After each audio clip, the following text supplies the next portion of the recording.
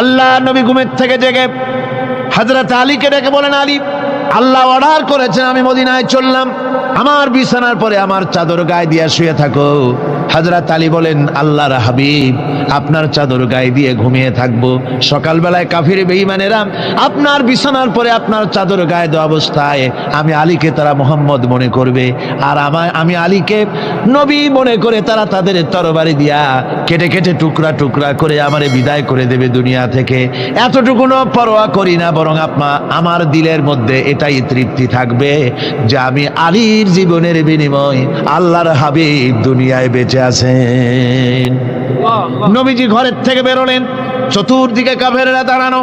আল্লাহ নবী হাতে এক মুষ্টি বালু হাতে নিয়ে শাহ হাতেল বজু পড়ে 3 বার দম করে বালুগুলো ছেড়ে দিলেন। বালিগুলি ঘরের চতুর্দিকে কাফেরদের চোখে চলে গেল। পরবর্তী সময় রব্বুল আলামিন দেখে বলেন, নবীরে, বালি যখন নিক্ষেপ আপনি করেছিলেন ধুলাগুলি, আপনি তো শুধু নিক্ষেপ করেছিলেন, কিন্তু চতুর্দিকে কাফেরদের চোখে গেল কেমনে? একদিকে মেরেছিলেন, সেই দিকেই তো যাওয়ার কথা ছিল, চতুর্দিকের কাফেরের চোখে চোখে সেগুলো পৌঁছে গেল কেমনে? ওয়ামা রামাইতা ইদ রামাইতা ওয়ালাকিন্নাল্লাহ রামা। আপনি নিক্ষেপ করেন নাই, যখন আপনি নিক্ষেপ করেছিলেন আপনি তো শুধু বালু কণা ছেড়েছেন, আর ওই বালু কণাগুলি ঘরের চতুর্দিকে সব কাফেরদের চোখে পৌঁছবার দায়িত্ব আমার কুদরত গ্রহণ করেছিল।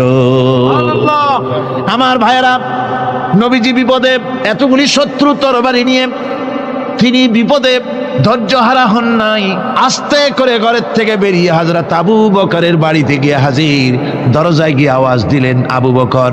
অমনি দরজা খুলে গেল। লাব্বাইক ওয়া সাদাইক। হুজুর বলেন, আবু বকর রে, একটা ডাকে কেমনে সাড়া দিলে? তুমি কি ঘুমাইছিলে না? হযরত আবু বকর বলেন, হুজুর, আপনি বলেছেন আমাকে নিয়ে হিজরত করবেন, আমি মনে মনে চিন্তা করেছি, না জানি কত রাত্রে নবীজি আসেন, উঠতে যদি আমার দেরি হয়ে যায়, নবীজি যদি দরজার কাছে দাঁড়ায় দাঁড়ায় আমারে ডাকাডাকি করে, আর আমি যদি ঘুমায় থাকি, তাহলে আল্লাহর নবীর সঙ্গে বেয়াদবি হয়ে যাবে। এই মনে করে বিছানায় না ঘুমাইয়া আপনার গলার আওয়াজ শোনার জন্যে এই দরজার সঙ্গে পিঠ লাগাইয়া লাগাইয়া দাঁড়াইয়া ঘুমাচ্ছিলাম। আল্লাহর নবী হযরত আবু বকরকে সঙ্গে করে নিয়ে চললেন মদিনার দিকে। উল্টা পথে রওনা করলেন। বারবার কাবা শরীফের দিকে তাকাতে লাগলেন। বুখারী শরীফে এসেছে, নবীজি বারবার কাবার দিকে তাকিয়ে বলতেছেন, রে কাবা, বড় আশা ছিল তোর কাছে থাকবো, তোর খেদমত করব, কিন্তু তোর নিষ্ঠুর সন্তানেরা তোর কাছে আমারে থাকতে দিল না রে। আল্লাহ নবী মিসফালা দিয়ে জাবালে কেদোয়ার উপর দিয়ে চলে গেলেন জাবালে সুরে।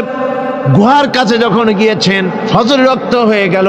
হযরত আবু বকর রাদিয়াল্লাহু তাআলা আনহু বলছেন, হুজুর, আর উপায় নাই, দিন হয়ে গেল, এখন বুঝি ধরা পড়ে যাব, ওই গুহার মধ্যে গিয়ে আশ্রয় নেই।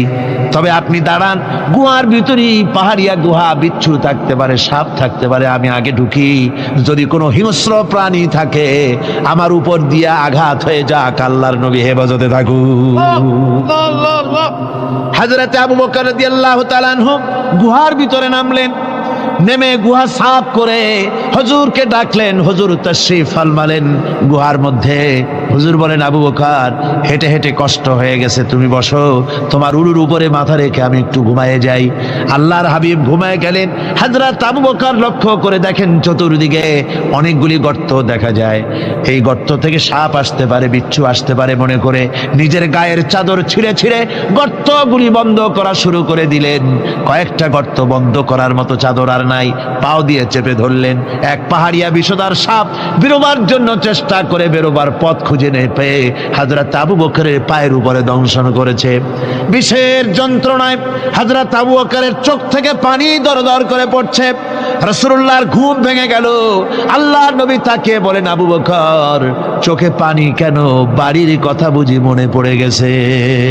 হযরত আবু বকর বলেন, ইয়া রাসূলুল্লাহ, আল্লাহর নামে কসম করে বলি, যেই দিন আমি ঈমান এনেছি ওই দিন থেকে আমার মা বাপ, আমার সন্তান, আমার স্ত্রী, আমার জায়গা জমি ঘর বাড়ি, এমনকি আমার নিজের আত্মার চাইতে হুজুর আপনারে ভালোবাসি বেশি। তাহলে কাঁদো কেন? হযরত আবু বকর বলেন, হুজুর বাড়ির জন্য কাঁদি না, ছেলেপেলের জন্য কাঁদি না, সাপে দংশন করেছে যন্ত্রণায় কাঁদতেছি। আল্লাহ নবী সঙ্গে সঙ্গে মুখ থেকে থুতু বার করে যন্ত্রণার জায়গায় লাগাই দিলেন, সঙ্গে সঙ্গে যন্ত্রণা বন্ধ হয়ে গেল। হুজুর বললেন, আবু বকর প্রথম যখন তোমার এই আঘাত করেছিল সাপে, আমাকে কেন তাড়াতাড়ি বলো নাই? এতক্ষণ তো তোমার কষ্ট হতো না। হযরত আবু বকর বলেন, ইয়া রাসূলুল্লাহ, ওটা তো সাপে কাটার যন্ত্রণা, ওই যন্ত্রণায় আমার রক্ত জ্বলতেছে, যন্ত্রণায় আমার কলেজাটা যদি ফেটেও যেত, আল্লাহর হাবিব আরাম ফরমাচ্ছিলেন, আমি তাকে আরামে বিঘ্ন ঘটাতে পারতাম না। আমার ভাইয়েরা, হযরত আবু বকর, হযরত রাসূল দুজন বসে আছেন। এমনি সময় কাফের বেঈমানেরা খুঁজতে খুঁজতে জায়গা মতো এসে গেছে। একজনে বলে ভিতরে আছে, আর একজনে বলে নাই। পায়ের যদি থাকবে তাহলে মাকড়সায় জাল বুনালো কি করে, পাখি ডিম পেড়ে বসে আছে কি করে, তাদের সন্দেহ হতে লাগলো। এর মধ্যে না একজন বলে আছে আর একজন বলে নাই। হযরত আবু বকর ভয়ের চোটে কেঁদে ফেলেছেন, হুজুর আর উপায় নাই। এই যে অবস্থান, এই অবস্থার ভেতরেও আল্লাহ নবী এতটুকু ঘাবড়ে যান নাই। শত্রুরা তরবারি নিয়ে এসেছে, সুযোগ পেলেই একটু তাকালেই দেখতে পাবে, তুলে মেরে ফেলে দেবে। আল্লাহর হাবিব মোটেই ধৈর্য হারালেন না, এতটুকুন হতাশ হলেন না। আল্লাহ পাকের হাবিব তার সাথীকে কি বললেন? তখন কোরআনে কারীম সূরা তাওবার মধ্যে আল্লাহ তা উদ্ধৃত করেছেন মুমিনদের জন্য, ইযহুমা ফিল গার ইয ইয়াকুলু লিসাহিবিহি লা তাহজান ইন্নাল্লাহা মা'ানা। ও আমার সাথী, ও বন্ধু, ভয় করো না, চিন্তা করো না, আমরা মাইনরিটি নই, আমরাই মেজরিটি। তার কারণ আল্লাহ আমাদের সাথে আছেন। সুবহানাল্লাহ, আল্লাহ আমাদের সাথে আছে। আর বন্ধুগণ, কোরআনে কারীমে রব্বুল আলামিন বলেন, فأنزل الله سكينته عليه وأيده بجنود لم تروها। আল্লাহ পাক তার মনের মধ্যে গভীর প্রশান্তি এবং স্বস্তি দান করলেন, আর এমন সৈন্য দিয়ে সাহায্য করলেন যে সৈন্যদেরকে তোমরা দেখতে পাও না। এভাবে করে রব্বুল আলামিন মুমিনদের বিপদে আপদে মুসিবতে সব সময় আল্লাহ পাক মুসলমানদেরকে সাহায্য করেছেন। বলেন সুবহানাল্লাহ। মুমিনদের সাহায্যকারী আল্লাহ। তাই ইসলামী আন্দোলনের সাথে যারা আছে, যারা কর্মী, যারা নেতা, যারা মুমিন, যারা ঈমানদার, মেঘের মতো প্রচন্ড কালো মেঘ হয়ে চতুর্দিক থেকে অন্ধকারের মতো সে এসেছে বিপদ, কোনো বিপদ না। আল্লাহ পাক সাহায্যকারী। কে সাহায্যকারী? জোরে বলেন, সাহায্যকারী কে? আল্লাহ সুবহানাহু ওয়া তাআলা, তিনি সাহায্যকারী, ভয় নাই। আল্লাহ পাকের উপর ঈমান আনলে পরে কলিজার ভিতরে দুর্জয় সাহসের সৃষ্টি হয়ে যায়, কোনো ভয় অন্তঃকরণে তার থাকে না। আল্লাহ পাক সাহায্য করেন। আর আল্লাহর উপরে ঈমান আনলে পরে রব্বুল আলামিন বলেছেন, ইয়া আইয়ুহাল্লাযীনা আমানু হাল আদুল্লুকুম আলা তিজারাতিন তুনজিকুম মিন আযাবিন আলীম। এমন একটা ব্যবসার কথা কি বলবো না যে ব্যবসায় তোমাদেরকে জাহান্নামের আযাব থেকে বাঁচায় দেবে। তার প্রথম কাজই হলো আল্লাহর প্রতি ঈমান আনা। ঈমান আনলে পরে এই সমস্ত গুণ তৈরি হয়ে যায়। আর ঈমানে সবচাইতে উপকৃত হয় সমাজের লোকেরা, রাষ্ট্রের লোকেরা, পরিবারের লোকেরা, দেশের মানুষ উপকৃত হয় মুমিনদের দিয়ে ঈমানের কারণে। তার কারণ হলো একজন মুমিন, একজন ব্যক্তি যখন ঈমানদার হয়, মুমিন হয়ে যায়, আল্লাহর প্রতি যখন প্রগাঢ় বিশ্বাস তার এসে যায়, তখন সেই ব্যক্তি নৈতিকতার মান তার বেড়ে যায়। জোরে বলেন সুবহানাল্লাহ। নৈতিক চরিত্রের উপরে সে প্রতিষ্ঠিত হয়, সে মিথ্যা বলতে সাহস পায় না। মুমিন ব্যক্তি মিথ্যা বলতে সাহস পায় না। কেন পায় না?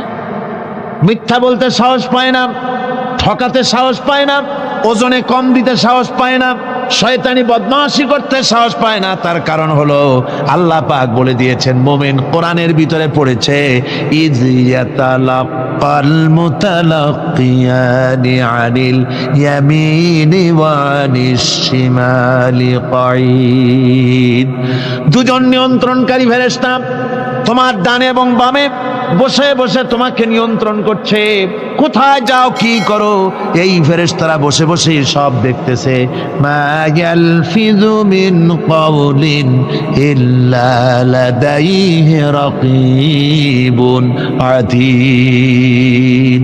মানুষ এমন কোনো কথা বলে না যা ফেরেশতারা রেকর্ড না করে, সব রেকর্ড হয়ে যায়।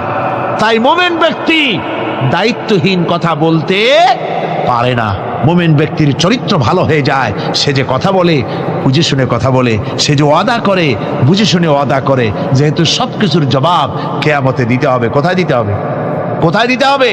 কিয়ামতে আল্লাহর দরবারে জবাব দিতে হবে। মহান আল্লাহ রাব্বুল আলামিন বলেছেন, ওয়ালাকাদ খালাকনাল ইনসানা ওয়া না'লামু মা তুওয়াসবিসু বিহি নাফসু। মানুষ সৃষ্টি করেছি আমি, তার অন্তঃকরণের ভিতরে ওয়াসওয়াসা কি হয় আমি জানি। এই জন্য মুমিনেরা মনের ভিতরে কোনো খারাপ কল্পনাও করতে পারে না। খারাপ কল্পনা করলেও তার হিসাব দেওয়া লাগবে আল্লাহর কাছে। কার কাছে? ওয়াইন তুবদু মিন আনফুসিকুম আও তুখফুহু ইউহাসিবুকুম বিহিল্লাহ। আল্লাহ বলেন, মনের মধ্যে যে সব কল্পনা করো তা প্রকাশ করো আর গোপন রাখো, ওইটার হিসাব নেব আমি আল্লাহ পাক। কিয়ামতের দিন আমার কাছে হিসাব দিতে হবে। বন্ধুগণ, এই জন্য মুমিন যারা, মুমিনদের চরিত্র প্রতিষ্ঠিত হয়, মুমিনদের ধারণা থাকে যেখানেই যাই না কেন, যেখানেই বসি না কেন, সেখানেই আল্লাহ, আল্লাহ ছাড়া কোনো জায়গা নাই। আছে নাকি? আছে। আল্লাহ পাক বলেন, মা ইয়াকুনু মিন নাজওয়া সালাসাতিন ইল্লা হুয়া রাবিউহুম। তোমরা যেখানে তিনজন মিলে পরামর্শ করো, মনে রেখো তিনজন নও, ওখানে চতুর্থ সত্তা আমি রব্বুল আলামিন তোমাদের কাছে আছি। সব শুনি আর দেখি, পাঁচজন যেখানে হও সেখানে আমি ষষ্ঠ। এর থেকে যদি কম হও, এর থেকে যদি বেশি হও, বান্দারে তুমি আছো যেখানে আমি আল্লাহ আছি সেখানে। উপায় নাই, সব জায়গায় আমি দেখতে পাচ্ছি। শুধু তাই নয়, রাত্রিবেলায় মানুষেরা গোপনে পরামর্শ করে, করে না? করে কিনা? রাতে রাতে পরামর্শ করে, এক জায়গায় বসে, হলের মধ্যে, পাহাড়ের মধ্যে, কোনো জায়গায় বসে পরামর্শ করে। কি পরামর্শ? ইসলামী আন্দোলনের লোকদের মারবে, কোথায় তাদের ধরবে, কোথায় তাদের অত্যাচার করবে, এই সমস্ত পরামর্শ করে। আল্লাহ পাক বলছেন, শুনুন, আল্লাহ রাব্বুল আলামিন বলেন, ওয়া হুয়া মাআহুম ইয ইউবাইয়িতুনা মা লা ইয়ারদা মিনাল কাউল ওয়া কানা আল্লাহু বিমা তা'য়ামালুনা মুহীতা। আল্লাহ পাক বলেন, তিনি তো ঠিক সেই সময়ও তোমাদের কাছে থাকেন যখন তোমরা নিজেদের ঘরের মধ্যে বসে, কোনো এক জায়গায় বসে আল্লাহর মর্জির খেলাফ পরামর্শ করো, আল্লাহ তখনও তোমাদের কাছে থাকেন। আল্লাহর ইহাতা থেকে, আল্লাহর কর্তৃত্ব থেকে বেরিয়ে যাওয়ার কোনো উপায় নাই। সুতরাং গোপনে বলেন, প্রকাশ্যে বলেন, যেভাবেই যা কিছু করা হোক না কেন, আল্লাহর কাছে আমাদের সমস্ত অপরাধগুলি ধরা হয়ে যায়। আর এটাই হচ্ছে ঈমানের সীমা পরিসীমা। তিলকা হুদুদাল্লাহ ফালা তা'তাদুহা। তিলকা হুদুদুল্লাহ, এটাই হচ্ছে আল্লাহর সীমানা। ঈমানের এই সীমারেখা বজায় রেখে, ঈমানের উপরে মজবুত করে কোনো ব্যক্তি, পরিবার, সমাজ, রাষ্ট্র যদি তৈরি হয়, তাহলে সেই সমাজই শান্তি আসে, সেই সমাজই আরাম আসে, সেই রাষ্ট্র শান্তিপূর্ণ হয়, সেখানে দিন কায়েম হয়, মানুষ সুখ সমৃদ্ধি খুঁজে পায়। সুতরাং আমরা আজকে আলোচনা করলাম ঈমানের কোয়ালিটি। কি আলোচনা করলাম? ঈমানের কোয়ালিটি। এই কোয়ালিটি দিয়ে যেন আল্লাহ আমাদেরকে ভরপুর করে দেন। জোরে বলেন আমিন। আরো জোরে বলেন আমিন।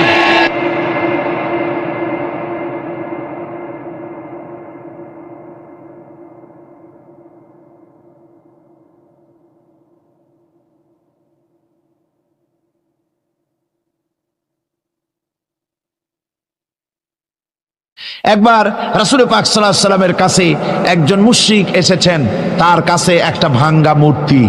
হুজুর জিজ্ঞেস করলেন, তোমার মূর্তিটা ভাঙা কেন? লোকটি বলল যে এটি হচ্ছে আমার খোদা, একে আমি সব সময় সাথে রাখি, না জানি কোন সময় কোন বিপদে পড়ি, এই জন্য সাথে রাখি বিপদ থেকে বাঁচার জন্য। পথিমধ্যে আমার প্রকৃতির ডাক এলো, পেশাব পায়খানায় যাওয়ার প্রয়োজন হলো। তো মনে করলাম এমন জায়গায় এই খোদা নিয়ে যাওয়া উচিত না, খোদাকে রাস্তার উপরে রেখে তারপরে গেলাম কাম সারতে। কাম সেরে এসে দেখি যে এইটার মাথা থেকে শুরু করে পা পর্যন্ত ভিজা। মনে করলাম খোদার শরীর ভিজা, না জানি নিশ্চয়ই কোনো পবিত্র বরকতপূর্ণ পানি হবে। তো এই বরকতপূর্ণ পানি আমি নিজে একটু টেস্ট করলাম, জিব্বা দিয়া চাটলাম, খাইলাম, দেখলাম যে কেমন কেমন গন্ধ আসে, আর কি একটা টক টক জাতীয় বিশ্রী রকমের। তো মনে করলাম পবিত্র পানি এরকমের গন্ধ হবে কেন? এদিক ওদিক তাকালাম, তাকিয়ে দেখি দূরে একটা কুকুর দাঁড়ানো, তার নিচের থেকে পানি টপকাচ্ছে। তখন ভাবলাম যে আসলে কোন বরকতের পানি এটা। আমি তখন রাগ করে এইটা ঠ্যাং ধরে আছাড় মারলাম যে তুই কি খোদা না তুই একটা হুদা? তুই তো নিজেরই ঠেকাতে পারিস না বিপদ থেকে, তো আমারে ঠেকাবি কি করে? হাদিস শরীফ এসছে, রাসূল পাক সাল্লাল্লাহু আলাইহি সাল্লাম তখন হেসে দিয়েছিলেন। সে হাসিতে হুজুরের দন্ত মোবারক বিকশিত হয়েছিল, শরীর মোবারক কেঁপে উঠেছিল। হুজুর জিজ্ঞেস করলেন, আমার কাছে কি বক্তব্য এসেছো? লোকটি বলছে, হুজুর আমার কাছে আজকে এইসব জিনিসের ব্যর্থতা অসারতা ধরা পড়েছে, আমি তৌহিদের আশ্রয় নিতে এসেছি। আল্লাহর নবী বললেন, পড়ো লা ইলাহা ইল্লাল্লাহু মুহাম্মাদুর রাসূলুল্লাহ। মুমিন ব্যক্তি আত্মমর্যাদার সৃষ্টি হয় তার কলিজার মধ্যে, আত্মসম্ভ্রম, আত্মসম্মান। সে কারো কাছে মাথা নত করবে না, তার কারণ সে জানে আমি যার গোলাম তিনি হচ্ছেন সকল ক্ষমতার উৎস। সকল ক্ষমতার উৎস কে? চিল্লায় বলতে হবে, সকল ক্ষমতার উৎস কে? কিন্তু আমার দেশের পার্লামেন্ট, আমার দেশের সংসদ, এই সংসদে নেতা নেত্রীরা সেখানে বসে বলেন সকল ক্ষমতার উৎস, সকল শক্তির উৎস জনগণ। বলেন এরকম, সকল ক্ষমতার উৎস জনগণ। এই ধরনের কথা বলা শিরক, বিশ্বাস করাও শিরক। জনগণের ক্ষমতা কোথায়? জনগণ শুধু ভোটের ক্ষমতা রাখে, ক্ষমতা দেওয়ার মালিক আর ক্ষমতা ছিনায় নেওয়ার মালিক জোরে বলেন কে? জনগণই যদি ক্ষমতার মালিক হয় তাহলে 9 বছরের রাজার 10 বছরের সাজা হয় কেমনে? জনগণ ক্ষমতার মালিক নয়, এটি একটি মিথ্যে কথা। এই কথাটি শিরক, কোন মুসলমানের কথা বিশ্বাস করা উচিত নয়। কথা বুঝতে পেরেছেন? কোন মুসলমানের বিশ্বাস করা উচিত নয়। আল্লাহ পাক পরিষ্কার বলেছেন, আন্নাল কুওয়াতা লিল্লাহি জামিআ, সমস্ত ক্ষমতার উৎস কেবলমাত্র আল্লাহ সুবহানাহু ওয়া তাআলা। কিন্তু বেকুবরা বোঝে না, জনগণকে খুশি করার জন্য, তাদের ভোট যেন বারবার পাওয়া যায়, এই জন্য বলে সমস্ত ক্ষমতার উৎস জনগণ। বেকুবেরা, পাগলেরা বুঝে না, সেই জন্যই তারা এই কথাগুলি বলে। কয়েকটি কথা আমাদের দেশে চালু আছে যে কথাগুলি শুনলে খুবই খারাপ লাগে। একটা হচ্ছে সকল ক্ষমতার উৎস জনগণ, এটি মারাত্মক শিরকপূর্ণ কথা। আরেকটি কথা, যখন রেডিও টিভিতে বলা হয় যে কুতুবদিয়া, হাতিয়া সন্দ্বীপ, কক্সবাজার উপকূলীয় এলাকায় থেকে 280 মাইল স্পিডে বাতাস প্রবাহিত হবে, 30 ফিট উঁচু হয়ে জলোচ্ছ্বাস হবে, গ্রেট ডেঞ্জার সিগন্যাল নাম্বার 10 দেখাবার জন্য বলা হলো। সাথে সাথে তারপরেই রেডিও টিভি থেকে, সরকারি যন্ত্র থেকে সরকারের লোকেরা বলতে থাকেন, এই বিরাট তুফান, জলোচ্ছ্বাস এবং ঘূর্ণিঝড়ের মোকাবেলা করার জন্য সেনাবাহিনী প্রস্তুত করে রাখা হয়েছে। কি বেকুবি! 30 ফুট জলোচ্ছ্বাস হবে, সেনাবাহিনী করবে কি? বন্দুক নিয়ে দাঁড়ায় থাকবে? মোকাবেলা করবা? প্রচন্ড বাতাসের মোকাবেলা করবা তুমি সলিমুদ্দি? হ্যাঁ, বরং বলা যেতে পারে ঘূর্ণিঝড় এবং জলোচ্ছ্বাসের পরে যে দুর্যোগ সৃষ্টি হবে তড়িৎ গতিতে, আমরা সেই দুর্যোগকে, মানুষকে ঠেকাবার জন্য আমরা প্রাণ চেষ্টা চালাবো, আমাদের সব মেশিনারি সেজন্য প্রস্তুত আছে, এটা বলা যেতে পারে। কিন্তু ঝড়ের মোকাবেলা করব, মারাত্মক কথা, মারাত্মক কথা। আবার আরেকটি কথা খুবই মারাত্মক, এগুলো পত্র পত্রিকায় দেখি, অমুক দলের অমুক নেতা হসপিটালে মৃত্যুর সঙ্গে পাঞ্জা লড়তেছে। আজীব তামাশা। মৃত্যু কি তোমার মাইকেল টাইসন? মৃত্যু কি তোমার মোহাম্মদ আলী ক্লে যে পাঞ্জা লড়বা? মৃত্যুর সাথে পাঞ্জা লড়তে পারে এমন ক্ষমতা পৃথিবীর কেউ আছে? সুতরাং এগুলো জাহালাতের কথা, মূর্খতার কথা। মৃত্যু যন্ত্রণায় ভুগছে এটা বলা যায়, মৃত্যু যন্ত্রণায় কষ্ট পাচ্ছে বলা যায়, মৃত্যুর সাথে পাঞ্জা লড়ছে, সলিমুদ্দিন সাহস তো কম না। আমার ভাইয়েরা, সুতরাং সমস্ত ক্ষমতার উৎস কেবলমাত্র আল্লাহ সুবহানাহু ওয়া তাআলা। যাকে খুশি ক্ষমতায় দেন, যাকে খুশি ক্ষমতা থেকে নামায় দেন। এত বড় প্রচন্ড ক্ষমতার মালিক তিনি। রাতকে দিন বানান, দিনকে রাত বানিয়ে দেন, সাগরকে নগর করেন, নগরকে সাগরে পরিণত করে দেন, আমিরকে ফকির করেন, ফকিরকে আমির বানায় দেন, রাস্তার মানুষ ধরে নিয়ে, অপরিচিত লোক একজন ধরে নিয়ে রাষ্ট্রের মালিক বানায় দেন, প্রেসিডেন্ট বানায় দেন। আবার সম্মানের ফুলের মালা দিয়া গলা থেকে শুরু করে পা পর্যন্ত ফুলের মালা দিয়া ভরে দেন। নাফরমানি যখন বাড়তে থাকে, এত বড় ক্ষমতার মালিক আমার আল্লাহ রব্বুল আলামিন ফুলের মালাগুলি বাদ দিয়ে ফুলের মালার পরিবর্তে জুতার মালা গলায় পরাইয়া ফাঁসির মঞ্চে ঝুলাইয়া দেন। পারেন কিনা? প্রচন্ড ক্ষমতার মালিক তিনি। তিনি যদি কারো ক্ষমতা ছিনিয়ে নিবেন, এটা যদি সিদ্ধান্ত হয়, পৃথিবীর মানুষ তাকে ক্ষমতার উপরে রাখতে পারে? আর আল্লাহ যদি কাউকে ক্ষমতা দিতে চান, সেই ক্ষমতা থেকে তাকে মাহরুম কেউ করতে পারে? পারেন। সমস্ত ক্ষমতার একমাত্র মালিক হচ্ছেন কে? আল্লাহ সুবহানাহু ওয়া তাআলা। মানুষেরা বোঝে না, তাই আত্মম্ভরিতা ক্ষমতার মোহে কি করবে দিশা করতে পারে না। এই জন্য যারা মুমিন হবে তাদের এই চিন্তা মনের মধ্যে থাকবে, আত্মমর্যাদা আসবে, কারো সামনে হাত পাতবে না, হাত পাতবে তো আল্লাহ সুবহানাহু ওয়া তাআলার কাছে, কাউকে ভয়ও করবে না। আত্মমর্যাদার কারণে সে তার রিজিক সম্পর্কেও নৃশংস হয়ে যাবে, অর্থাৎ রিস্ক সম্পর্কেও তার পরোয়া থাকবে না, যে হক কথা যদি বলি তাহলে যদি আমার চাকরি না থাকে। আছেন এরকম লোক? হক কথা যদি বলি, চাকরি যদি না থাকে, দাওয়াত যদি আর না হয়, গুলি খেয়ে যদি মরি, এই চিন্তাও মুমিনের লোকের মধ্যে থাকে না, যেহেতু তার আত্মমর্যাদা এসেছে। রিস্কের মালিক মসজিদের মুতাল্লি নয়।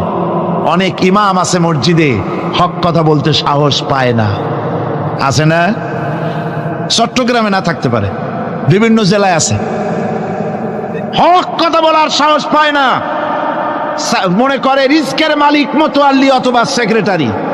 আর দুর্ভাগ্যজনক সত্য, বাংলাদেশের অধিকাংশ মসজিদের মুতাল্লি আর সেক্রেটারি এমন লোক যারা ধর্মনিরপেক্ষতাবাদে বিশ্বাসী, যারা ইসলামের রাজনীতিতে বিশ্বাস করে না। এ ধরনের বহু লোক মসজিদের সেক্রেটারি, মেম্বার, মুতাল্লি হয়ে বসে আছে, আর মসজিদের ইমামদেরকে হক কথা বলতে দেয় না। আছে না? ইমাম সাহেবরা, আমি কিন্তু পাইকারি কথা বলছি না, আলহামদুলিল্লাহ যোগ্যতা সম্পন্ন ইমাম আছেন যারা কথা বলেন। আবার কিছু লোক আছে যারা ভয় পান, আমি তাদের উদ্দেশ্যে বলছি, কোরআনে কারীম বলছে রিস্কের মালিক হচ্ছেন আল্লাহ সুবহানাহু ওয়া তাআলা। তোমার রিস্কের পরোয়াটা কিসের? ইন্নাল্লাহা হুয়ার রাজ্জাকু যুল কুওয়াতিল মাতিন।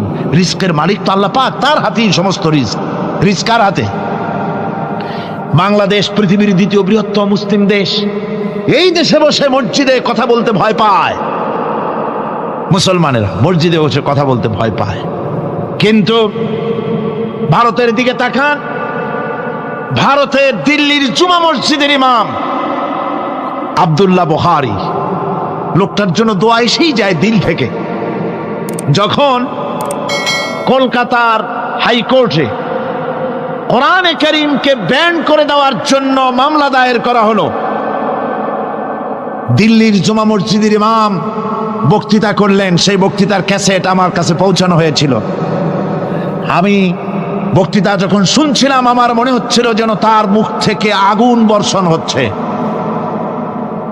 তিনি বলতেছিলেন যে এই ভারতকে আমরা সাজায়েছি, ভারতকে আমরা পাতা পল্লব দিয়ে, শাখা প্রশাখা দিয়ে, ফুল দিয়ে, ফল দিয়ে গোটা ভারত 850 বছর বসে আমরা সাজিয়েছি। এ ভারতের কুতুব মিনার আমার, এ ভারতের তাজমহল, শীষমহল, এ ভারতের দেওয়ানি আম, দেওয়ানি খাস, এ ভারতের যা কিছু দেখার, যা কিছু সৌন্দর্য সব মুসলমানেরা করেছে। সেই মুসলমানদের কলিজা, সেই মুসলমানদের রূহ, গোটা পৃথিবীর মুসলমানদের মগজ, পৃথিবীর শ্রেষ্ঠ নেয়ামত আল্লাহ রাব্বুল আলামিনের আখেরি কালাম কোরআনের বিরুদ্ধে কেস হয়েছে। আব্দুল্লাহ বুখারী বলছেন, এই কোরআনের বিরুদ্ধে কোরআন ব্যান করার মতো রায় যদি ভারতের কোন জজ মুখ দিয়ে উচ্চারণ করে কোরআন ব্যান করা হলো, তিনি বলছেন আমি ভারতের জুমা মসজিদের ইমাম শুধু নই, ভারতের 20 কোটি মুসলমানের ইমাম আমি। তিনি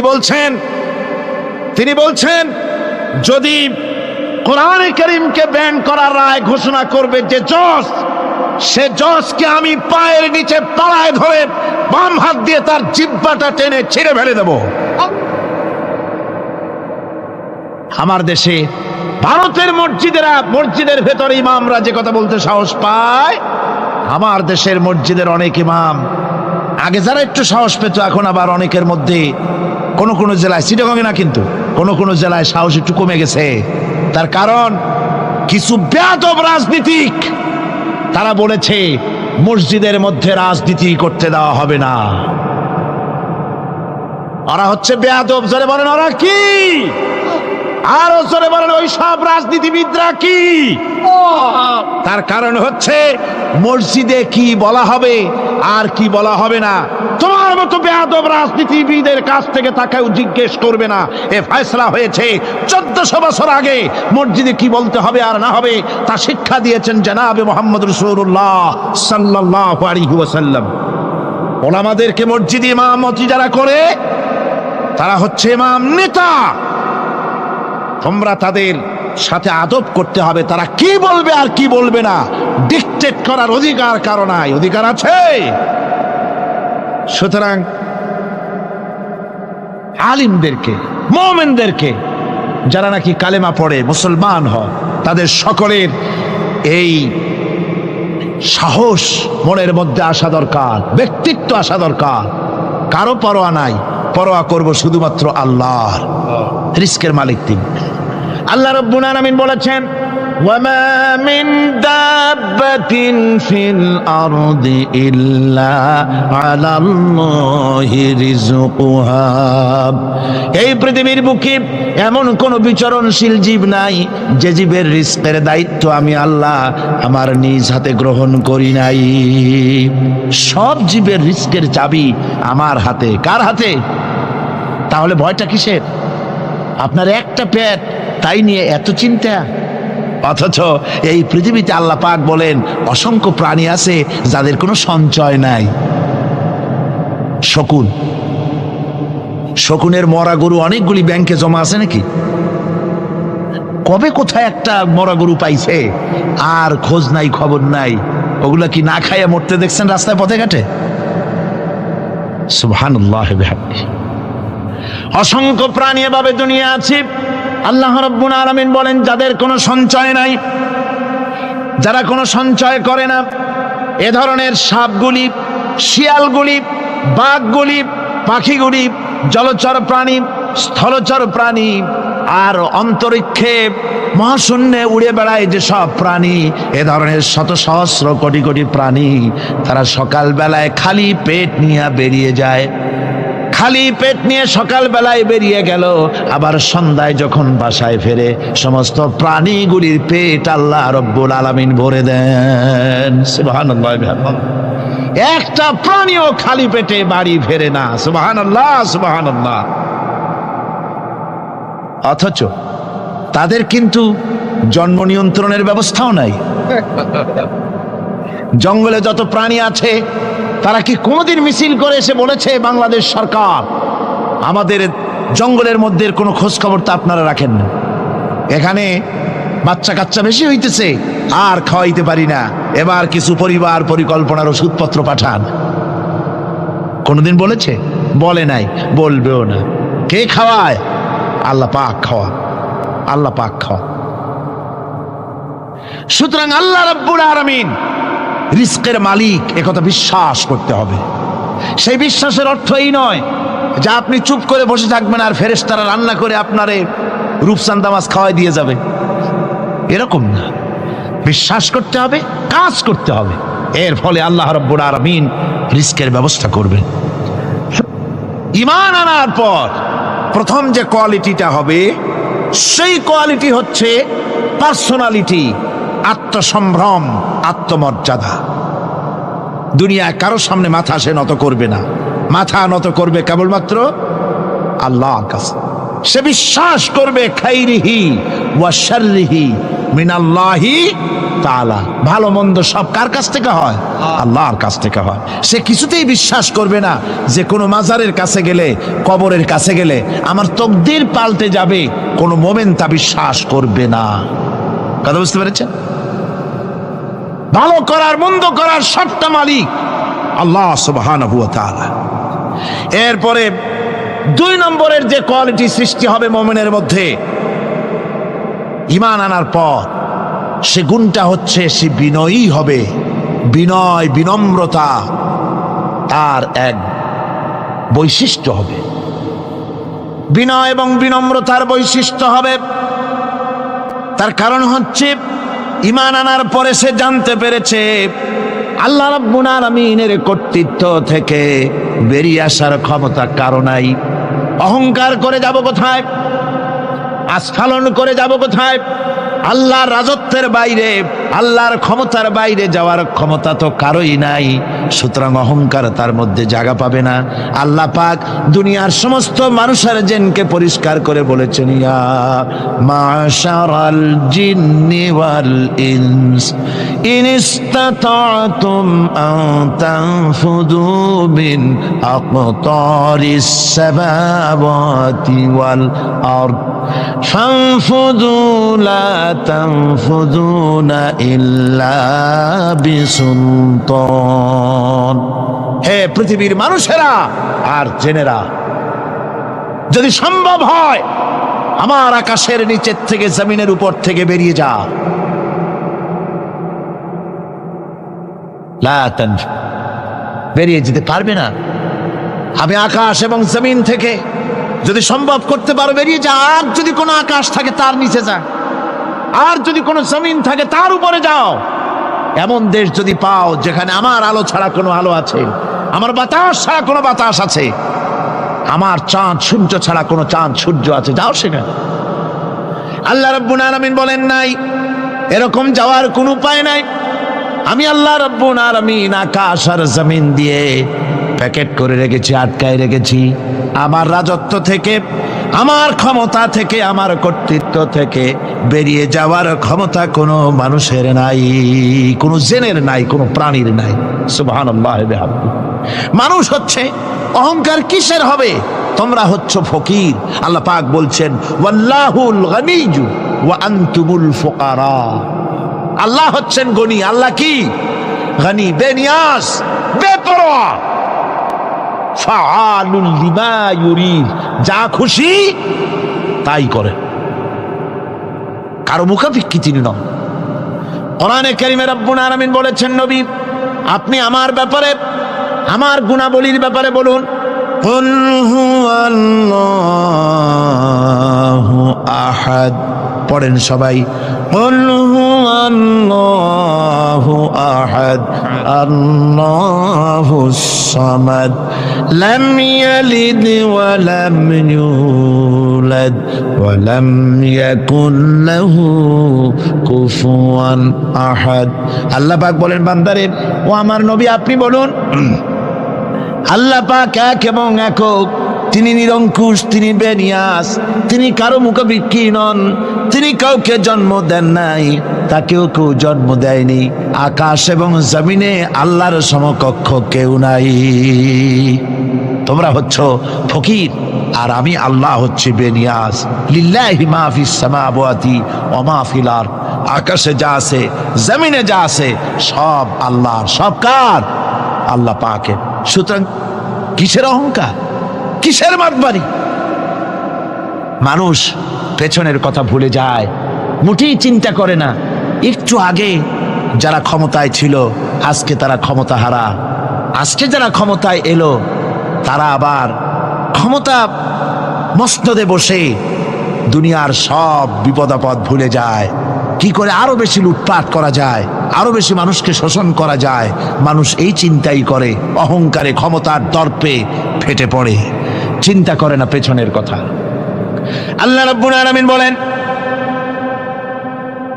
যারা নাকি মুমিন বান্দাদের বিনয় এবং বিনম্রতা তাদের মধ্যে সৃষ্টি হয়ে যাবে, তার কারণ হলো আল্লাহ পাক বলেছেন, ওয়ালা তামশি ফিল আরদি মারহান ইন্নাকা লান তাখরিকাল আরদা ওয়ালান তাবলুগাল জিবালা তুলা।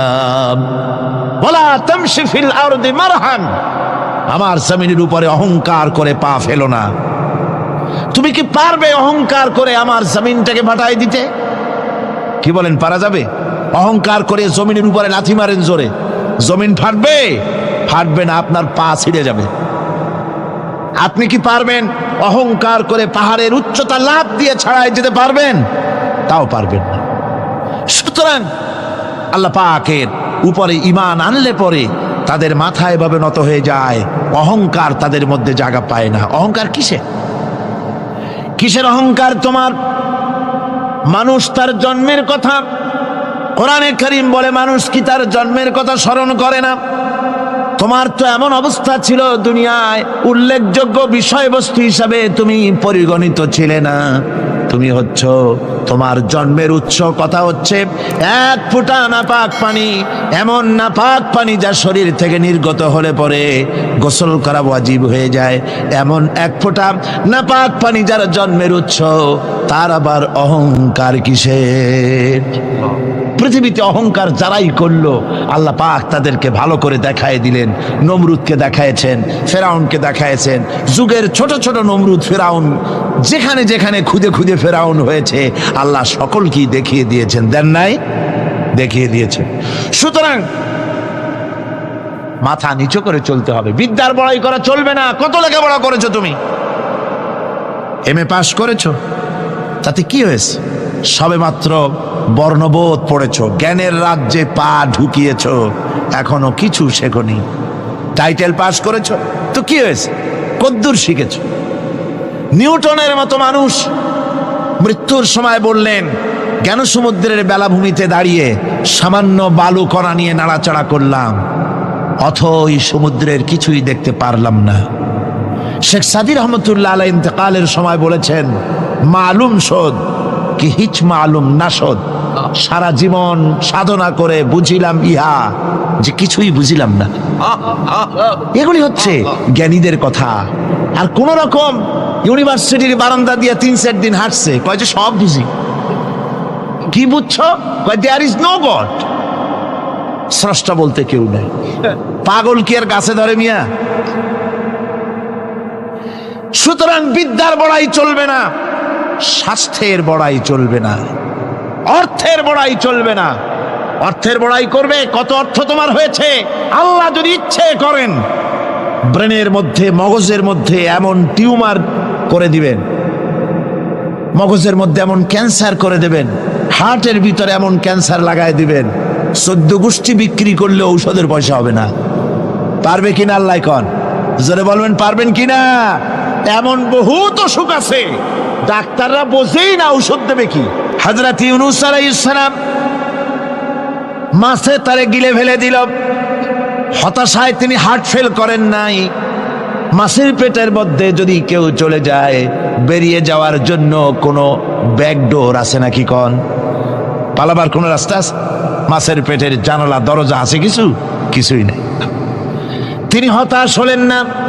মাছের পেটের ভেতরে বসে হযরত ইউনূস আলাইহিস সালাম বুক ভরা আশা নিয়ে আল্লাহর দরবারে তিনি ঘোষণা করলেন, লা ইলাহা ইল্লা আনতা সুবহানাকা ইন্নী কুনতু মিনাজ জালিমিন। পড়েন না সবাই, লা ইলাহা ইল্লা আনতা সুবহানাকা ইন্নী কুনতু মিনাজ জালিমিন।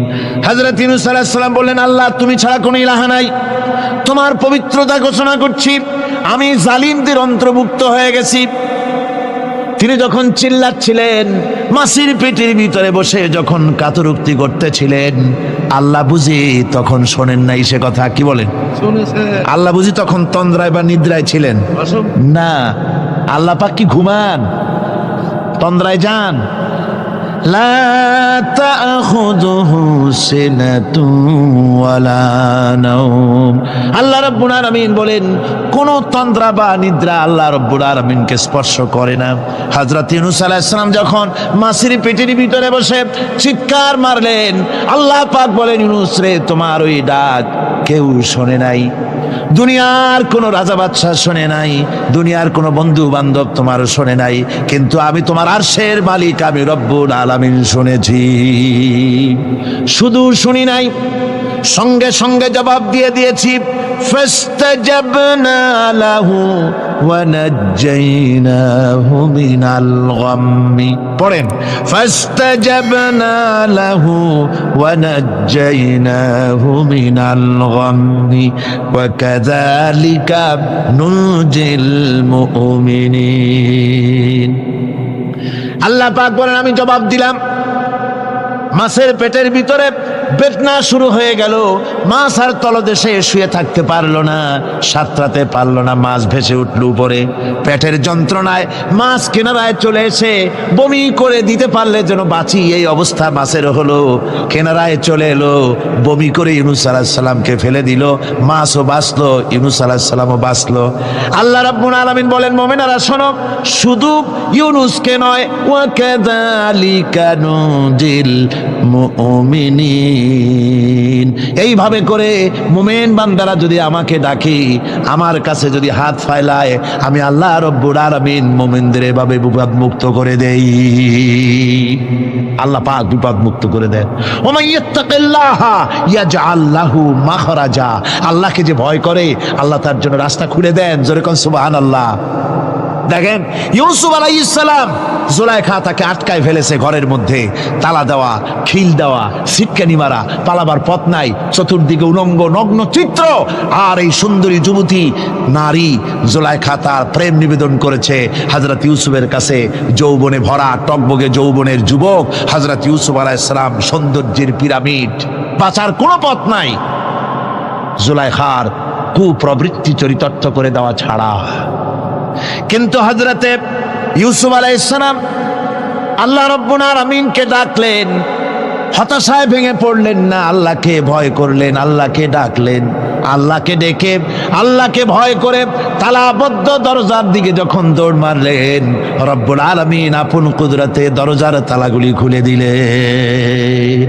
ভাইরা আমার, এভাবে করে মুমিনেরা কখনো হতাশ হয় না। ফাইন্না মাআল উসরি ইউসরা, ইন্না মাআল উসরি ইউসরা। মনে রাখতে হবে, দুঃখ কষ্টের সাথে থাকে সুযোগ সুবিধা, আর প্রত্যেক অসচ্ছলতার সাথে থাকে উদার সচ্ছলতা। এর কোনো বিপরীত কখনই হয় না। আল্লাহ রাব্বুল আলামিন এইভাবে করে মুমিনদেরকে বলেছেন যেন তারা হতাশায় ভেঙে না পড়ে। আল্লাহ পাক বলে, বান্দা যখন আমাকে ডাকে, আমি বান্দার একদম নিকটে, তার ঘাড়ের চাইতেও নিকটে। ওয়া নাহানু আকরাবু ইলাইহি মিন হাবলিল ওয়ারিদ, আমি আমার বান্দার সারা যে রগের উপরে তার মাথা, এর থেকেও আমি আমার বান্দার বেশি নিকটে। সুবহানাল্লাহ পড়ে। আমি তোমার কাছে, আমার কাছে মাপ চাও, যত বড় গুনাহ হোক। ওয়াকালা রাব্বুকুম উদউনি আস্তাজিব লাকুম, তোমার প্রভু তোমাকে ডেকে বলেছে আমাকে ডাকো, আমি মাফ করে দেব। সুবহানাল্লাহি ওয়া বিহামদিহি, কত বড় কথা। আমাকে ডাকো, নিরাশ হয়েও না, হতাশ হয়েও না।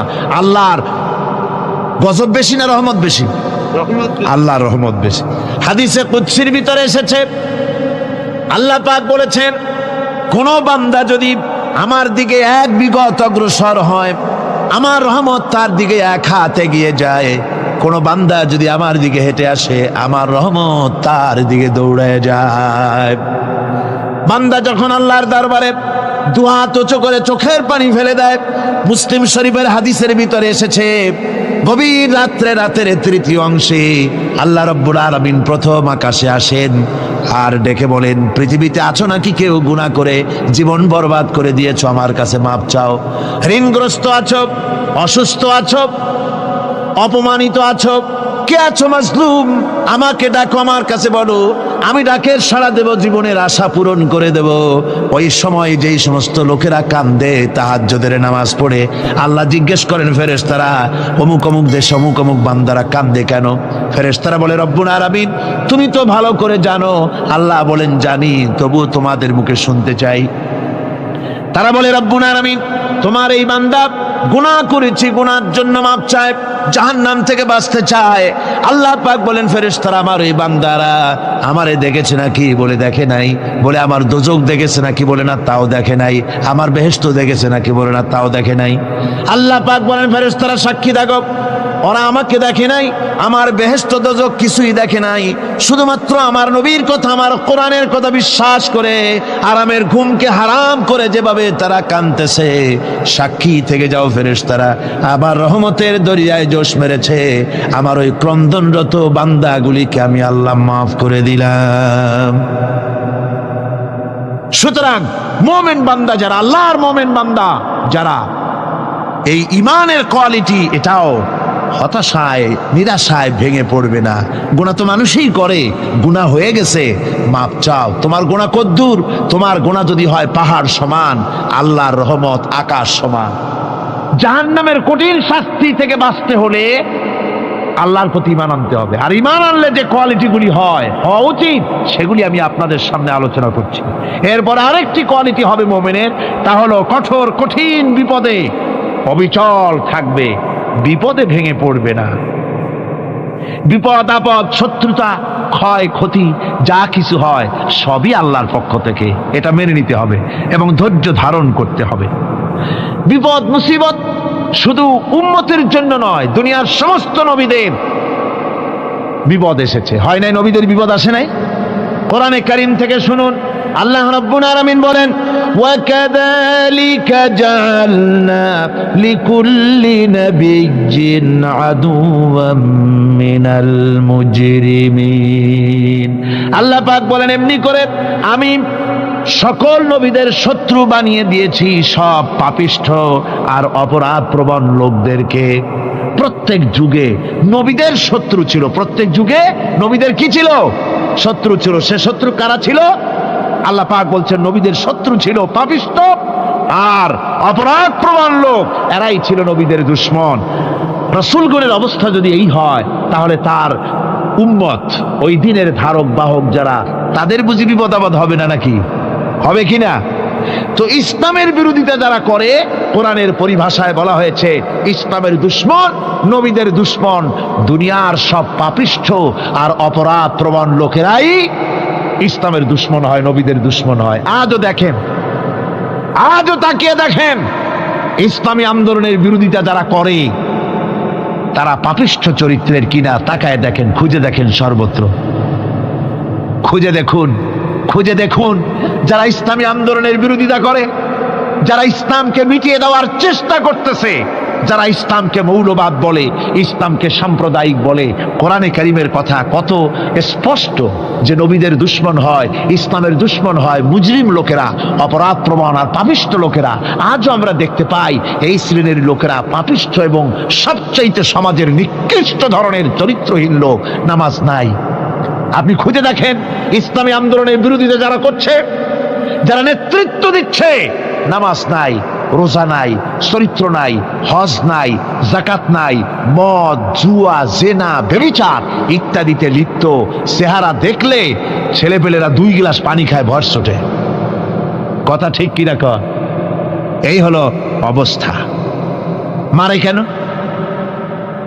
মুমিনদেরকে, পয়গম্বরদেরকে, সাহাবীদেরকে এবং ঈমানদারদেরকে মারে কেন? তার কারণ হচ্ছে আল্লাহ রাব্বুল আলামিন বলেছেন, ওয়া মা নাকামু মিনহুম ইল্লা আইয়ুমিনু বিল্লাহিল আজিজিল হামিদ। কাফিররা ঈমানদার লোকদেরকে অন্য কোন অপরাধী নির্যাতন চালায় না, নির্যাতন চালায় শুধু এই কারণে যেহেতু মুমিন লোকেরা পরাক্রমশালী, আল্লাহ রাব্বুল আলামিনের দ্বীনকে কায়েম করতে চায়, তার উপরে ঈমান এনেছে, এই কারণেই তারা মারে। ঠিক কিনা কর?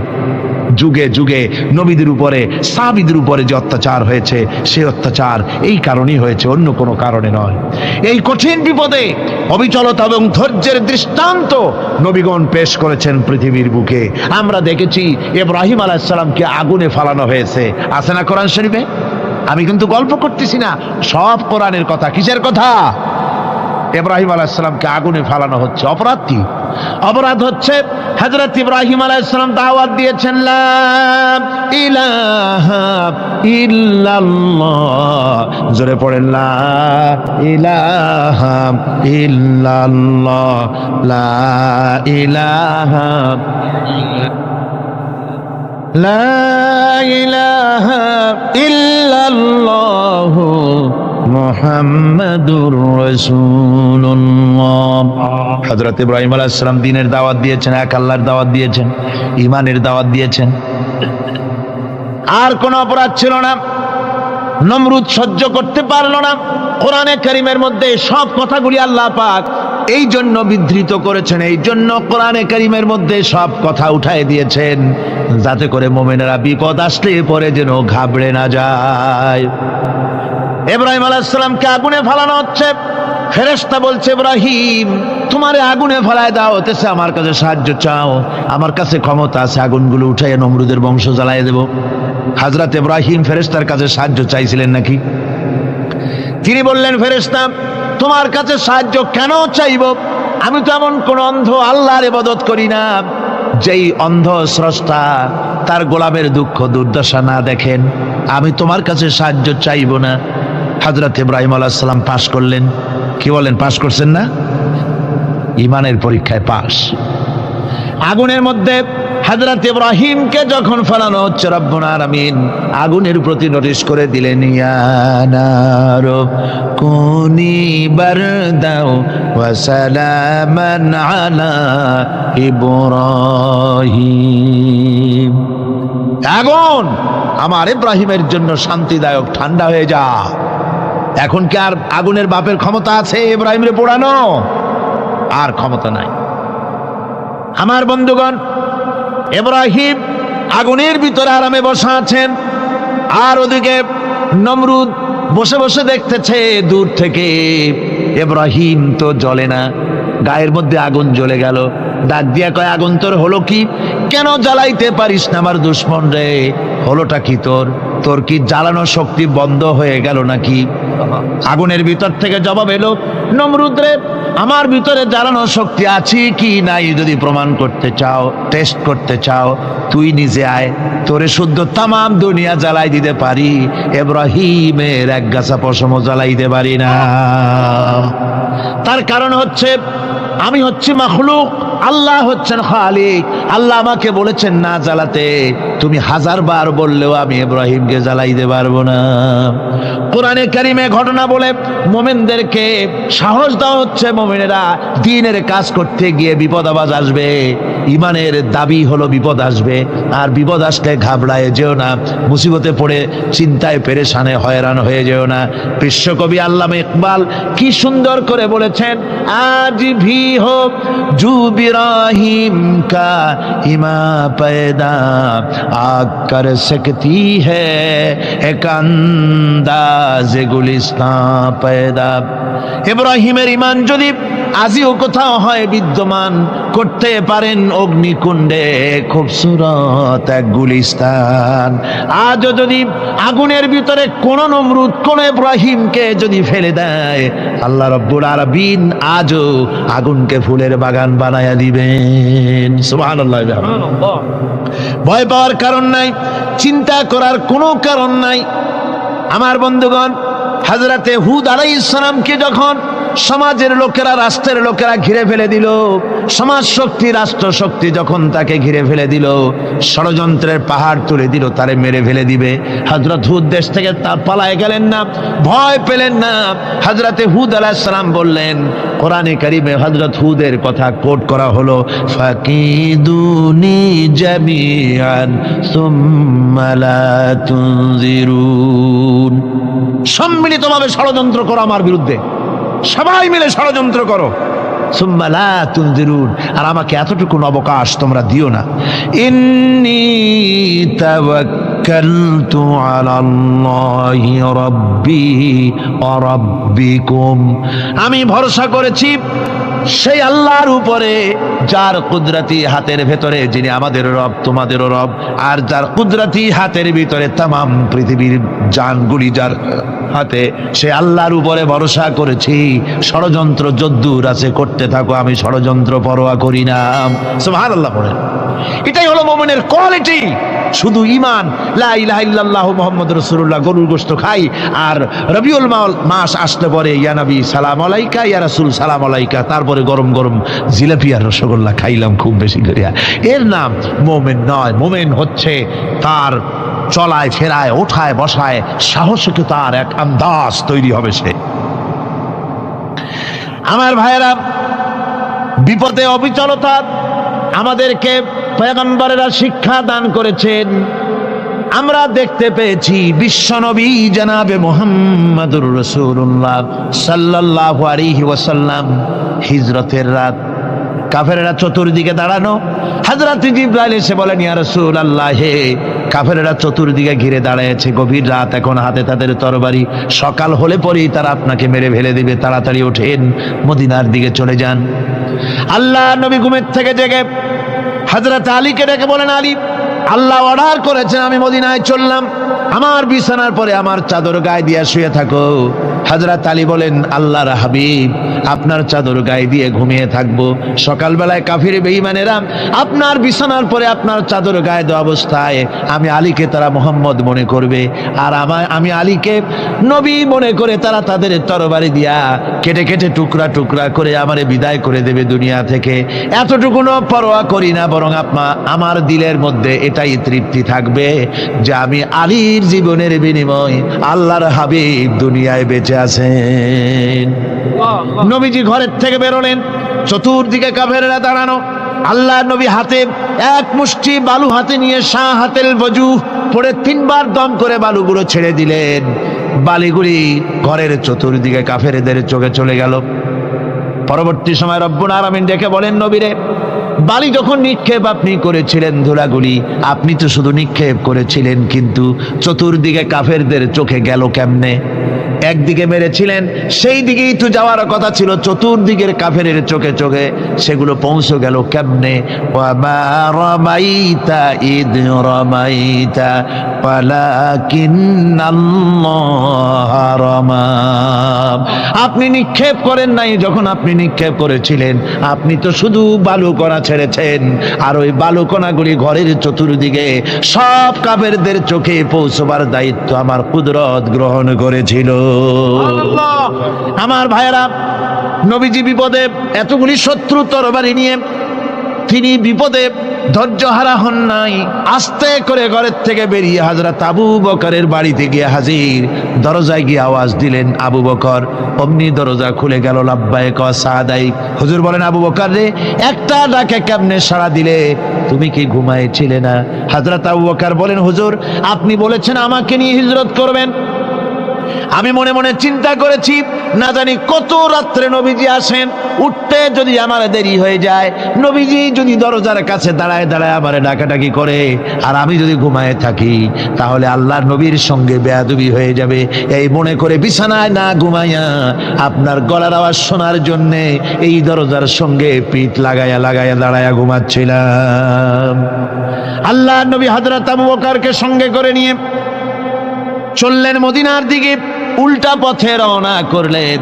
বারবার কাবা শরীফের দিকে তাকাতে লাগলেন। বুখারী শরীফে এসেছে, নবীজি বারবার কাবার দিকে তাকিয়ে বলতেছেন, রে কাবা, বড় আশা ছিল তোর কাছে থাকবো, তোর খেদমত করব, কিন্তু তোর নিষ্ঠুর সন্তানেরা তোর কাছে আমারে থাকতে দিল না রে। আল্লাহ নবী মিসফালা দিয়ে জাবালে কেদোয়ার উপর দিয়ে চলে গেলেন জাবালে সুরে। গুহার কাছে যখন গিয়েছেন, ফজর রক্ত হয়ে গেল। হযরত আবু বকর রাদিয়াল্লাহু তাআলা আনহু বলছেন, হুজুর আর উপায় নাই, দিন হয়ে গেল, এখন বুঝি ধরা পড়ে যাব, ওই গুহার মধ্যে গিয়ে আশ্রয় নেই। তবে আপনি দাঁড়ান, গুহার ভিতরেই পাহাড়িয়া গুহা, বিচ্ছু থাকতে পারে, সাপ থাকতে পারে, আমি আগে ঢুকি, যদি কোনো হিংস্র প্রাণী থাকে আমার উপর দিয়া আঘাত হয়ে যাক, আল্লাহর নবী হেফাজতে থাকুক। হযরত আবু বকর রাদিয়াল্লাহু তাআলা আনহু গুহার ভিতরে নামলেন। নেমে গুহা সাফ করে হুজুরকে ডাকলেন। হুজুর তাশরীফ ফরমালেন গুহার মধ্যে।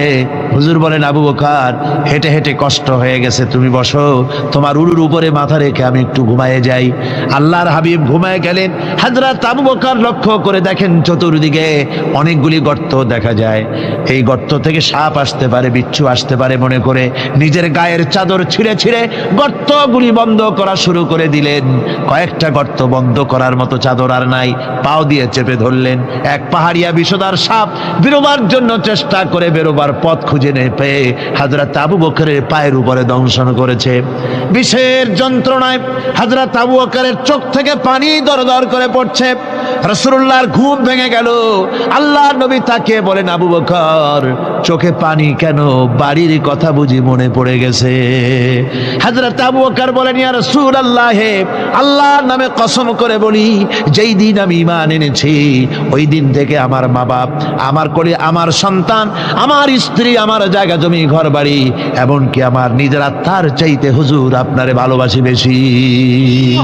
তাহলে কাঁদো কেন? হযরত আবু বকর বলেন, হুজুর বাড়ির জন্য কাঁদি না, ছেলেপেলের জন্য কাঁদি না, সাপে দংশন করেছে, যন্ত্রণায় কাঁদতেছি। আল্লাহর নবী সঙ্গে সঙ্গে মুখ থেকে থুতু বার করে যন্ত্রণার জায়গায় লাগাই দিলেন। সঙ্গে সঙ্গে যন্ত্রণা বন্ধ হয়ে গেল। হুজুর বললেন, আবু বকর প্রথম যখন তোমার এই আঘাত করেছিল সাপে, আমাকে কেন তাড়াতাড়ি বলো নাই? এতক্ষণ তো তোমার কষ্ট হতো না। হযরত আবু বকর বলেন, ইয়া রাসূলুল্লাহ, ওটা তো সাপে কাটার যন্ত্রণা, ওই যন্ত্রণায় আমার রক্ত জ্বলতেছে, যন্ত্রণায় যন্ত্রণায় আমার কলেজাটা যদি ফেটেও যেত। আল্লাহর হাবিব আরাম ফরমাচ্ছিলেন, আমি তাকে আরামে বিঘ্ন ঘটাতে পারতাম না।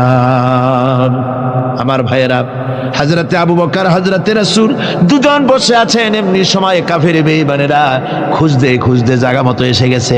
একজনে বলে ভিতরে আছে, আর একজনে বলে নাই। পায়ের যদি থাকবে তাহলে মাকড়সায় জাল বুনালো কি করে, পাখি ডিম পেড়ে বসে আছে কি করে, তাদের সন্দেহ হতে লাগলো। এর মধ্যে নাই একজন বলে আছে আর একজন বলে নাই। হযরত আবু বকর ভয়ের চোটে কেঁদে ফেলেছেন, হুজুর আর উপায় নাই। এই যে অবস্থান, এই অবস্থার ভিতরে, এই অবস্থার ভেতরেও আল্লাহ নবী এতটুকু ঘাবড়ে যান নাই। শত্রুরা তরবারি নিয়ে এসেছে, সুযোগ পেলেই একটু তাকালেই দেখতে পাবে, তুলে মেরে ফেলে দেবে। আল্লাহর হাবিব মোটেই ধৈর্য হারালেন না, এতটুকুন হতাশ হলেন না। আল্লাহ পাকের হাবিব তার সাথীকে কি বললেন? তখন কোরআনে কারীম সূরা তাওবার মধ্যে আল্লাহ তা উদ্ধৃত করেছেন মুমিনদের জন্য, ইযহুমা ফিল গার ইয ইয়াকুলু লিসাহিবিহি লা তাহজান ইন্নাল্লাহা মা'ানা। ও আমার সাথী, ও বন্ধু, ভয় করো না, চিন্তা করো না, আমরা মাইনরিটি নই, আমরাই মেজরিটি। তার কারণ আল্লাহ আমাদের সাথে আছেন। সুবহানাল্লাহ বিহামদিহি, আল্লাহ আমাদের সাথে আছে। আর বন্ধুগণ, কোরআনে কারীমে রব্বুল আলামিন বলেন, فأنزل الله سكينته عليه وأيده بجنود لم تروها। আল্লাহ পাক তার মনের মধ্যে গভীর প্রশান্তি এবং স্বস্তি দান করলেন, আর এমন সৈন্য দিয়ে সাহায্য করলেন যে সৈন্যদেরকে তোমরা দেখতে পাও না। এভাবে করে রব্বুল আলামিন মুমিনদের বিপদে আপদে মুসিবতে সব সময় আল্লাহ পাক মুসলমানদেরকে সাহায্য করেছেন। বলেন সুবহানাল্লাহ। মুমিনদের সাহায্যকারী আল্লাহ।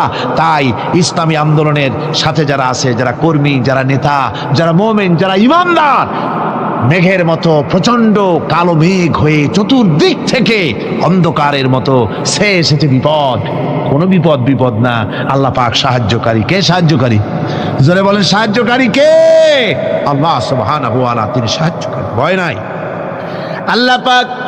আল্লাহ পাকের উপর ঈমান আনলে পরে কলিজার ভিতরে দুর্জয় সাহসের সৃষ্টি হয়ে যায়, কোনো ভয় অন্তঃকরণে তার থাকে না। আল্লাহ পাক সাহায্য করেন। আর আল্লাহর উপরে ঈমান আনলে পরে রব্বুল আলামিন বলেছেন, ইয়া আইয়ুহাল্লাযীনা আমানু হাল আদুল্লুকুম আলা তিজারাতিন তুনজিকুম মিন আযাবিন আলীম। এমন একটা ব্যবসার কথা কি বলবো না যে ব্যবসায় তোমাদেরকে জাহান্নামের আযাব থেকে বাঁচায় দেবে। তার প্রথম কাজই হলো আল্লাহর প্রতি ঈমান আনা। ঈমান আনলে পরে এই সমস্ত গুণ তৈরি হয়ে যায়। আর ঈমানে সবচাইতে উপকৃত হয় সমাজের লোকেরা, রাষ্ট্রের লোকেরা, পরিবারের লোকেরা, দেশের মানুষ উপকৃত হয় মুমিনদের দিয়ে ঈমানের কারণে। তার কারণ হলো একজন মুমিন, একজন ব্যক্তি যখন ঈমানদার হয়, মুমিন হয়ে যায়, আল্লাহর প্রতি যখন প্রগাঢ় বিশ্বাস তার এসে যায়, তখন সেই ব্যক্তি নৈতিকতার মান তার বেড়ে যায়। জোরে বলেন সুবহানাল্লাহ। নৈতিক চরিত্রের উপরে সে প্রতিষ্ঠিত হয়, সে মিথ্যা বলতে সাহস পায় না। মুমিন ব্যক্তি মিথ্যা বলতে সাহস পায় না। কেন পায় না? মিথ্যা বলতে সাহস পায় না, ঠকাতে সাহস পায় না, ওজনে কম দিতে সাহস পায় না, শয়তানি বদমাশি করতে সাহস পায় না। তার কারণ হলো আল্লাহ পাক বলে দিয়েছেন, মুমিন কোরআনের ভিতরে পড়েছে, ইয ইয়াতালাক্কাল মুতালাক্কিয়ানি আনিল ইয়ামিনি ওয়া আনিশ শিমালি কাঈদ। দুজন নিয়ন্ত্রণকারী ফেরেশতা তোমার ডানে এবং বামে বসে বসে তোমাকে নিয়ন্ত্রণ করছে। কোথায় যাও, কি করো, এই ফেরেশতারা বসে বসে সব দেখতেছে।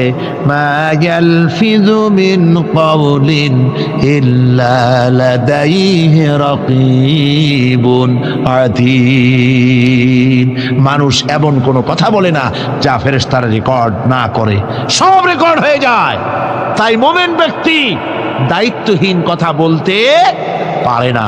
মুমিন ব্যক্তির চরিত্র ভালো হয়ে যায়। সে যে কথা বলে বুঝে শুনে কথা বলে, সে যে ওয়াদা করে বুঝে শুনে ওয়াদা করে। যেহেতু সবকিছুর জবাব কিয়ামতে দিতে হবে। কোথায় দিতে হবে? কোথায় দিতে হবে? কিয়ামতে আল্লাহর দরবারে জবাব দিতে হবে। মহান আল্লাহ রাব্বুল আলামিন বলেছেন, ওয়ালাকাদ খালাকনাল ইনসানা ওয়া না'লামু মা তুওয়াসবিসু বিহি নাফসু। মানুষ সৃষ্টি করেছি আমি, তার অন্তঃকরণের ভিতরে ওয়াসওয়াসা কি হয় আমি জানি। এই জন্য মুমিনেরা মনের ভিতরে কোনো খারাপ কল্পনাও করতে পারে না। খারাপ কল্পনা করলেও তার হিসাব দেওয়া লাগবে আল্লাহর কাছে। কার কাছে? ওয়াইন তুবদু মিন আনফুসিকুম আও তুখফুহু ইউহাসিবুকুম বিহিল্লাহ। আল্লাহ বলেন, মনের মধ্যে যেসব কল্পনা করো তা প্রকাশ করো আর গোপন রাখো, ওইটার হিসাব নেব আমি আল্লাহ পাক। কিয়ামতের দিন আমার কাছে হিসাব দিতে হবে। বন্ধুগণ, এই জন্য মুমিন যারা, মুমিনদের চরিত্র প্রতিষ্ঠিত হয়, মুমিনদের ধারণা থাকে যেখানেই যাই না কেন যেখানেই বসি না কেন সেখানেই আল্লাহ, আল্লাহ ছাড়া কোনো জায়গা নাই। আছে নাকি? আছে। আল্লাহ পাক বলেন, মা ইয়াকুনু মিন নাজওয়া সালাসাতিন ইল্লা হুয়া রাবিউহুম। তোমরা যেখানে তিনজন মিলে পরামর্শ করো, মনে রেখো তিনজন নও, ওখানে চতুর্থ সত্তা আমি রব্বুল আলামিন তোমাদের কাছে আছি। সব শুনি আর দেখি, পাঁচজন যেখানে হও সেখানে আমি ষষ্ঠ। এর থেকে যদি কম হও, এর থেকে যদি বেশি হও, বান্দারে তুমি আছো যেখানে আমি আল্লাহ আছি সেখানে। উপায় নাই, সব জায়গায় আমি দেখতে পাচ্ছি। শুধু তাই নয়, রাত্রিবেলায় মানুষেরা গোপনে পরামর্শ করে, করে না? করে কিনা? রাতে রাতে পরামর্শ করে, এক জায়গায় বসে, হলের মধ্যে, পাহাড়ের মধ্যে, কোনো জায়গায় বসে পরামর্শ করে। কি পরামর্শ? ইসলামী আন্দোলনের লোকদের মারবে, কোথায় তাদের ধরবে, কোথায় তাদের অত্যাচার করবে, এই সমস্ত পরামর্শ করে। আল্লাহ পাক বলছেন, শুনুন, আল্লাহ রাব্বুল আলামিন বলেন, ওয়া হুয়া মাআহুম ইয ইউবাইয়িতুনা মা লা ইয়ারদা মিনাল কাউল ওয়া কানা আল্লাহু বিমা ইয়ামালুনা মুহীতা। আল্লাহ পাক বলেন, তিনি তো ঠিক সেই সময়ও তোমাদের কাছে থাকেন যখন তোমরা নিজেদের ঘরের মধ্যে বসে, কোনো এক জায়গায় বসে আল্লাহর মর্জির খেলাফ পরামর্শ করো, আল্লাহ তখনও তোমাদের কাছে থাকেন। আল্লাহর ইহাতা থেকে, আল্লাহর কর্তৃত্ব থেকে বেরিয়ে যাওয়ার কোনো উপায় নাই। সুতরাং গোপনে বলেন, প্রকাশ্যে বলেন, যেভাবেই যা কিছু করা হোক না কেন, আল্লাহর কাছে আমাদের সমস্ত অপরাধগুলি ধরা হয়ে যায়। আর এটাই হচ্ছে ইমানের সীমা পরিসীমা। তিলকা হুদুদাল্লাহ ফালা তা'তাদুহা। তিলকা হুদুদুল্লাহ, এটাই হচ্ছে আল্লাহর সীমানা। ইমানের এই সীমারেখা বজায় রেখে, ইমানের উপরে মজবুত করে কোনো ব্যক্তি, পরিবার, সমাজ, রাষ্ট্র যদি তৈরি হয়, তাহলে সেই সমাজই শান্তি আসে, সেই সমাজই আরাম আসে, সেই রাষ্ট্র শান্তিপূর্ণ হয়, সেখানে দিন কায়েম হয়, মানুষ সুখ সমৃদ্ধি খুঁজে পায়। সুতরাং আমরা আজকে আলোচনা করলাম ইমানের কোয়ালিটি। কি আলোচনা করলাম? ইমানের কোয়ালিটি। এই কোয়ালিটি দিয়ে যেন আল্লাহ আমাদেরকে ভরপুর করে দেন। জোরে বলেন আমিন।